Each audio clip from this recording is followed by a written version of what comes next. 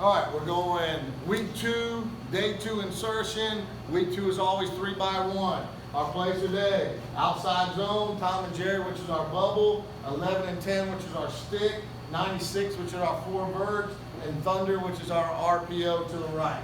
So let's jump on it. The first one, there's not a whole lot of difference in our zone, except for we like this part of it, is that it's all the same bucket cross run, working the second level if you're uncovered. The key word we use is cow.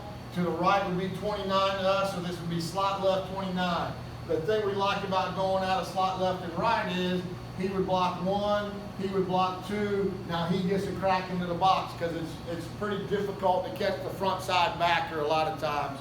Even though, I tell our kids this, insertion is much tougher for us than during the game, because insertion, I'm a little hard-headed. When we go inside run, it's all the same play. It's all 28, 29 over and over and over again. It doesn't take long before the defense starts stretching with it.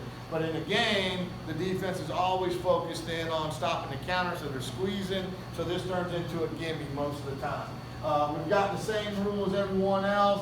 If the tailback's coming across, see butt, cut it up, but he's trying to get 2 yards around the outside of the tackle. So it's an outside play to us, but in reality, especially during the insertion when they're playing the play a lot, if one of these guys gets beat, if this, say this is a 3 technique and he beats us up the field, as soon as our tailback sees his butt, he puts his foot in the ground and goes vertical, and he was doing that really well today. All right, so that's back here. We would just play this deal. We could still play the game on the backside. Don't really do it a whole lot, and we're reading this backside in just to keep them safe and at home. All right, so that's 28, 29. That's outside zone, cow, capture outside wing. So we really bucket, cross, run, and try to work their hips around. In a game, we're actually a lot better than that than we are during our practice time. All right, next one. Tom and Jerry, I did a video on this already, but it's one we really want to do a better job of calling this year. So slot left, Tom would be to the left, Jerry to the right, and the only thing we're kind of different at is we run the counter to the bubble. So we're here. If the F knows he's not getting it, he's going to kind of dive in a little bit and get out of the way. We've got this on the backside, and then X has got number 1, H has got number 2. We're pushing and backpedaling hard, and if for some reason we don't like this, they come out and it's 3x3 or express man, he can always just turn to the F and say you, and hand it off. The O-line's wristband just say counter on it. And then he can also play the game back here on the backside with the hitch, the slant, or the fade. So he's got some options. It's not just a bubble screen. There's a little more to it. But this side, this would be slot left Tom. If we went the other way, it would be slot right Jerry. All right, next one, 11 and 10. Most air raid guys love the stick routes. And here's how we do it out of 3x1. If we were slot left, we would look like this, and we always have hitches on the back side of it. That's a pre-snap. The quarterback and the wire exchanging jobs, so he's got a middle check just like he does on 7 and 9. And then back here, X has got an MOR, a mandatory outside release. Y has the stick, which is a 5-step hitch, which we will bend out a little bit. Like if this guy's inside shade on us, we will we'll attack his outside shoulder and make him make a decision. If he's outside of us, we're running straight ahead. So there is a slight bend to it sometimes. And H has got a 5-step hitch.